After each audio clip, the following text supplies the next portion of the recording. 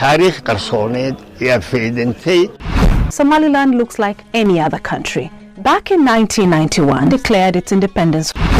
In it, Addis Ababa recognizes Somaliland as an independent country. The Somaliland region's deal to grant Ethiopia access to the Red Sea.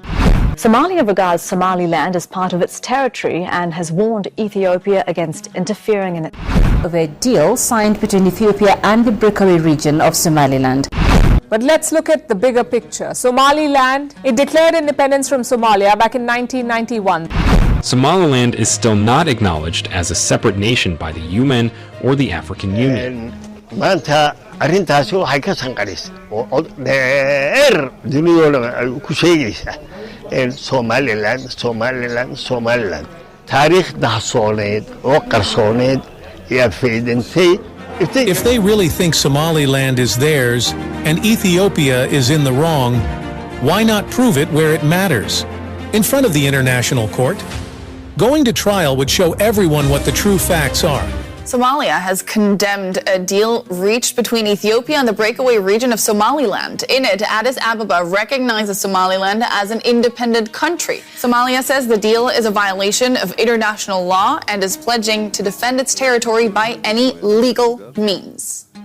Matt Bryden is a strategic advisor with Sahan Research, a think tank based in Nairobi, Kenya. Welcome to DW. First, can you tell us more about this agreement between Ethiopia and Somaliland? Well, at this stage, there isn't a great deal to say. What we've seen is a summary of the Memorandum of Understanding.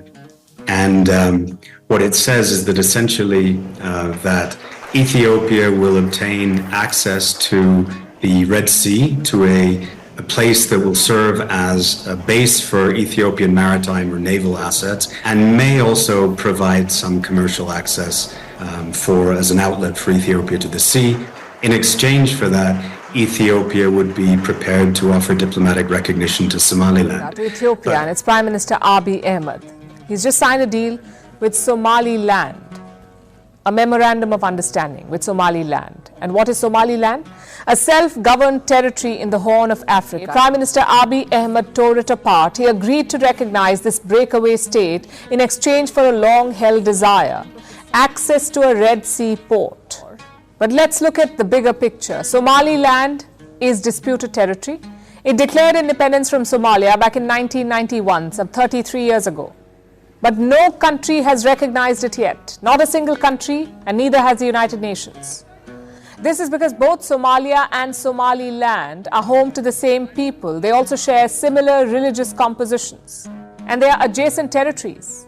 History and political differences have led to the situation between them, which is why the world refuses to recognize Somaliland's independence. Somalia rejected a pact that its breakaway region of Somaliland signed with Ethiopia, allowing it to use the Red Sea port of Berbera. Somalia said the deal has no legal force and threatens regional stability.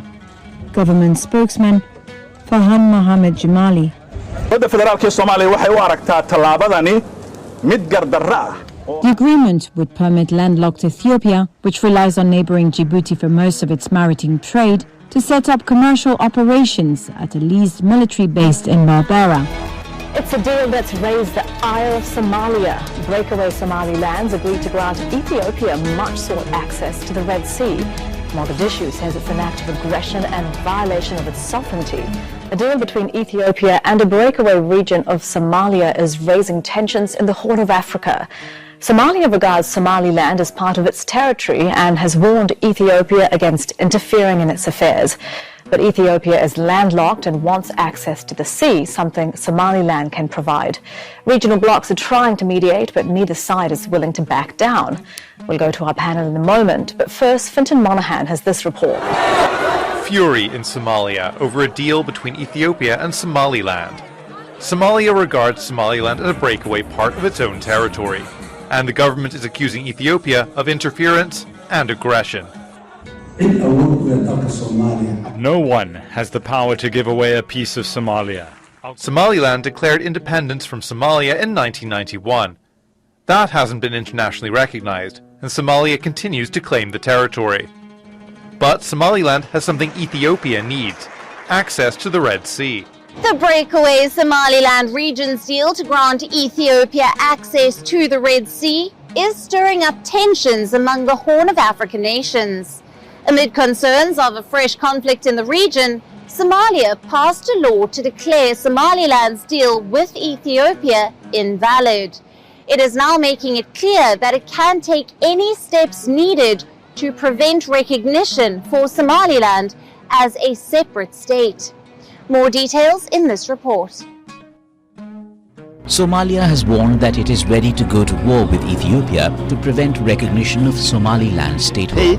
iftiinkeenu soo baxnay awal waa layna dadayay iftiinkeenu soo baxnay waa layna arkaa inna kale waxaa laynooga baahanyay inaynu nuurka marro dulumaadkana inaynaan gelin mina nuur ilo dulumaad ilaahay naga soo saar dulumaadkii nuurka inaynu marro oo aynu aragno waxay runi tahay iyo dadaynu halkay marayso. What could the recent port deal between Ethiopia and Somaliland mean for the stability of the Horn of Africa? In a surprising turn of events, Ethiopia and Somaliland inked an agreement on the first day of this year. The terms of the agreement included the leasing of a 20-kilometre stretch of Somaliland's sea coast to Ethiopia in exchange for shares in Ethiopian Airlines and what Somaliland has been seeking since 1991, formal recognition as a sovereign state. Somaliland, once a British colony, declared independence from Somalia in 1991 and has been operating as a de facto independent state since then. However, it lacks international recognition and faces financial isolation. Ethiopia announced that it was signing a memorandum of understanding with the self-declared Republic of Somaliland, an autonomous but diplomatically isolated territory in northern Somalia. Now, this memorandum sees Ethiopia given a 50-year lease to the Berbera port in exchange for tacit recognition of Somaliland and a stake in Ethiopian Airlines. The world's most populous landlocked nation wants access to the sea, and Ethiopia is now pinning its hopes on an agreement with Somaliland. Ethiopia says the memorandum will allow it to use the port of Berbera on the Gulf of Aden to establish a military base, paving the way for commercial operations. The president of Somaliland said as part of the agreement, Ethiopia would later become the first country to recognize its independence. In theory, Somaliland looks like any other country, but it's not recognized as such by, well, any other country. Back in 1991, Somaliland declared its independence from Somalia. Except Somalia still considers it a part of the country and not a sovereign nation. Somaliland has just signed something called a Memorandum of Understanding with its neighbor Ethiopia, which is landlocked, granting it access to the Red Sea. In order to gain access to the Red Sea, Ethiopia has signaled it's willing to recognize Somaliland as a sovereign nation, worsening already frosty relations with Somalia. madaxweynuhu waxa la yidhi haddii aad doonaysid inaad dheeraysidna kaligaa unu haddii aad doonaysid inaad meel fog gaadhidna cidka hayso kolkaa meeshan waxaa ka muuqda kaaliyayaashaadu waa jiqiiq waa jiqiiqa bedelo dadkii waaya aragga ah oo u yeedhay dalka yaqaana dalluunta yaqaana biyo qabatinka yaqaana waraabuu meeshu gala yaqaana. The Intergovernmental Authority on Development, IGAD, has called on Ethiopia and Somalia to resolve a dispute over a deal signed between Ethiopia and the breakaway region of Somaliland. Heads of state from the 8-member bloc met in Entebbe, Uganda on Thursday to try and defuse tensions. However, Somalia rejected any discussions with Ethiopia on the issue, and Ethiopia did not send representation to the meeting. Reactions to the Ethiopia-Somaliland port deal, reshaping the Horn of Africa. The recent port deal between Ethiopia and Somaliland has elicited a wide range of reactions from international organizations and countries as well as diplomats and scholars. A Memorandum of Understanding, MO, thus was signed between Ethiopia and Somaliland on January 1, 2024, that aims at fulfilling the primary goals of both parties. Egypt's President Abdel Fattah al-Sisi has pledged support for Somalia following a deal announced on Monday between Ethiopia and Somaliland. In a phone call with Somalia's President Hassan Sheikh Mohammed on Tuesday, Sisi pledged to stand by Somalia and to support its security and stability. Somalia on Tuesday condemned the deal as a violation of its sovereignty and called for international support. The agreement would allow Ethiopia access to a Red Sea port in Somaliland and also recognize Somaliland as an independent state. Ali Ojej, a legal and economic expert, joins us to elaborate on that topic. It's a pleasure to have you on the show. To start off with, what do you think would be the economic impact of this deal? As far as I am concerned, there really is no deal. This is what was announced last Monday by the executives of Ethiopia and Somaliland in a memorandum of understanding. A memorandum of understanding which, in any case for the lawyer that I am, is an instrument that we will call in French soft law. MOU. In other words, basically it's like a first step in the deepening of bilateral relations between Ethiopia and Somaliland. Brewing over a stretch of land here by Berbera Port near the mouth of the Red Sea. It's in Somaliland, a territory which claims independence from Somalia. It has been on a 30-year quest to get international recognition as an independent state.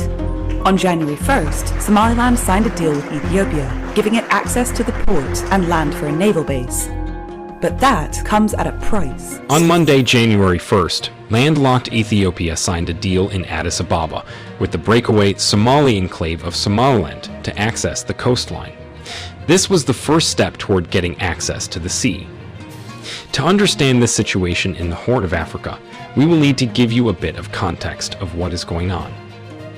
Somaliland proclaimed its independence from Somalia in 1991. Since then, it has never received recognition from any nation. The agreement strengthens the security, economic, and political partnership between Ethiopia and Somaliland. Despite breaking away from Somalia over 30 years ago, Somaliland is still not acknowledged as a separate nation by the UN or the African Union.